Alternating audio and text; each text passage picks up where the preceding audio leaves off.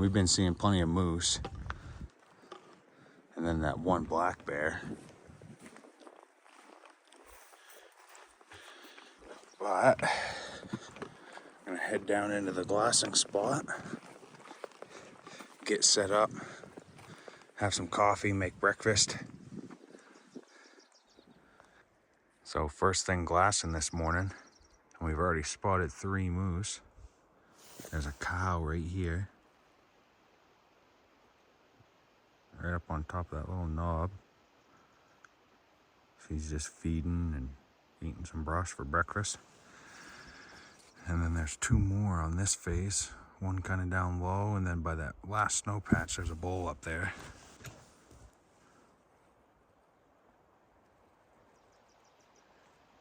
He's right by that snow patch.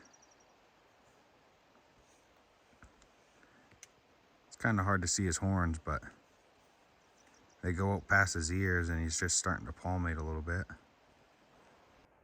There must be something good to eat right there, because we've been seeing multiple moose, and that's where we first spotted that bear. They've all been eating in that same spot. There's another cow too down and to the right. See if I can find her. So we just glassed another bull moose, and he's on this left side of that gorge, kind of where we can get to.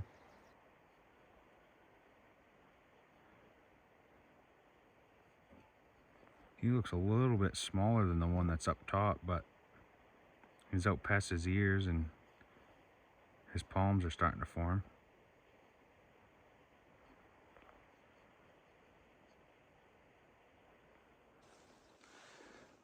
We just glassed the first bear of the morning. He's right up there on top where the moose were an hour ago. You can just see his back walking there. Trying to poke around that dead pine, huh? There he is, showing himself a little bit.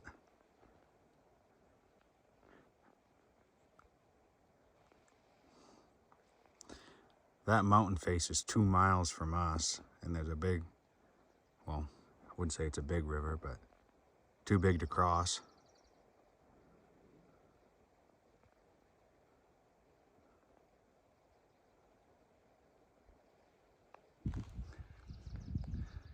There's our little lookout back there. We walked across that flat, around all the brush. We made it to that other knob. We're gonna start our climb up there here in a second. Quick water break.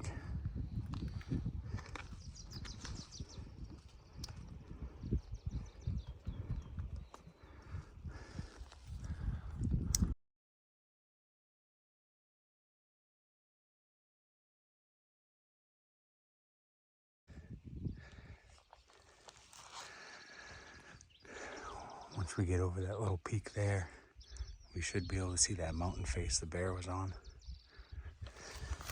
I'll just head right up. So we climbed up to the top of that spot and we're wrapping around the face of this mountain. And that black bear's right there.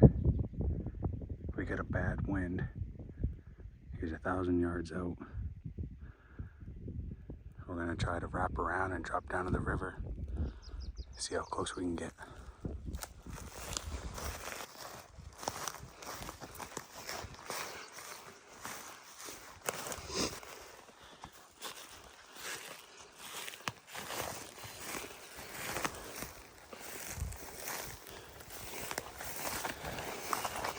This section is going to be pretty nasty.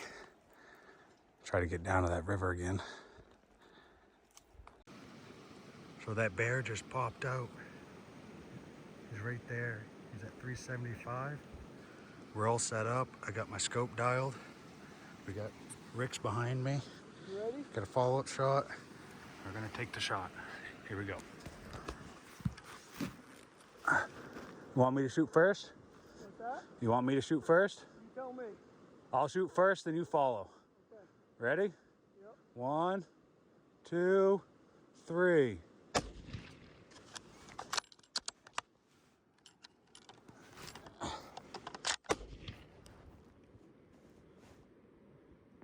down the hill. He went down in between the valley of the two mountains. I was chambering a load once I shot, so I didn't see what he did. Well, we got a couple shots off. He was right by that spruce tree in the middle of the camera. Shot, he kind of sat down, spun around, and then ran down into this valley.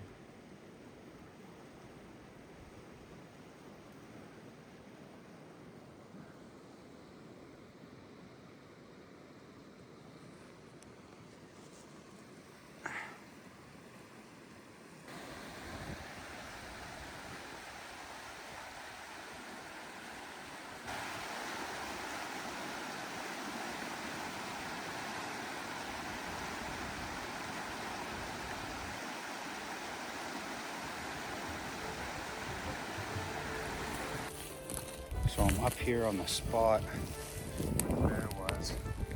My bag is right there.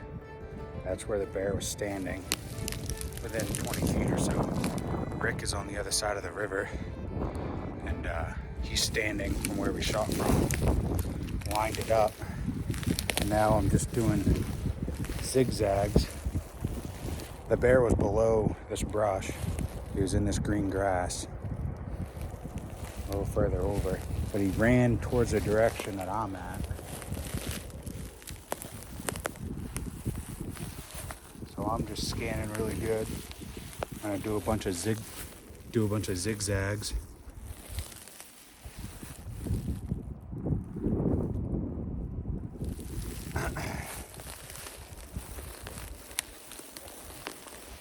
Really comb it over to make sure there's no blood. And then we seen him over on the other mountain after. So I'm gonna walk over there where he was and see if there's any blood over there.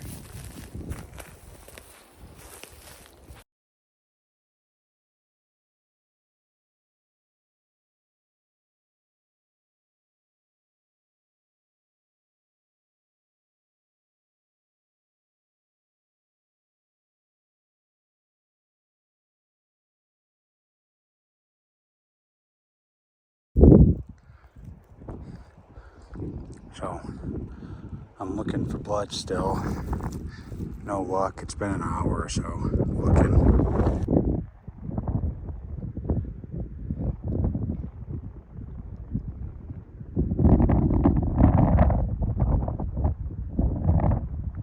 Looks like he's got a big scar on his side.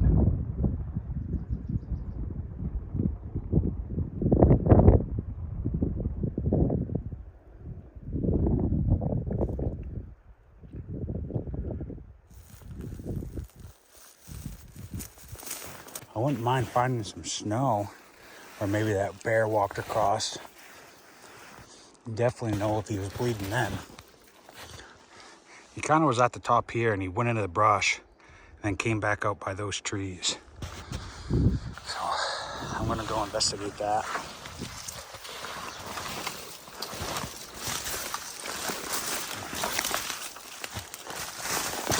Oh. Made it back out to the meadow where the stream crossing is. I went through down there up to this knob. That's where we shot at it. I didn't see much. I couldn't find any blood. And then that's the second knob right up there that he was on. I didn't see anything up there either. And there's a big drainage in the bottom that had snow in it. I couldn't find his track where he came back across. I thought if I could find some snow where he crossed, I'd definitely know if he was bleeding. But the way he was acting after we shot and how he was just moseying along, I think we missed. Which is surprising because we both shot dead on at 400 yards before we came out here. That's what he was at. But maybe the wind or the shooting uphill or whatever messed it up. I ranged it with my SIG and dialed what it told me to dial. Held it right on his shoulder.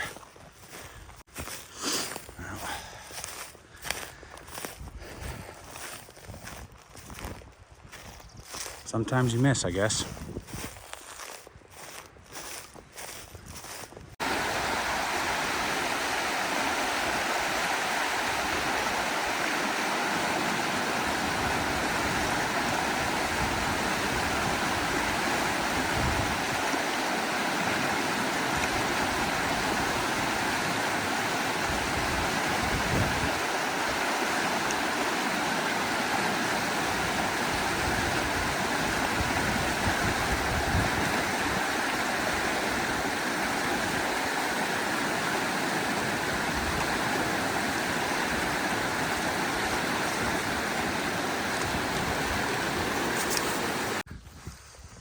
So we made it back to camp, set up a little target and verify zeros on our rifle.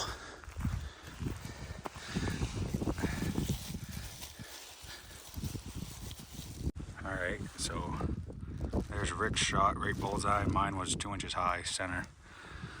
That could be why my dial was off though. 2 inches high at 100, and then he dialed. I probably shot right over the top of him.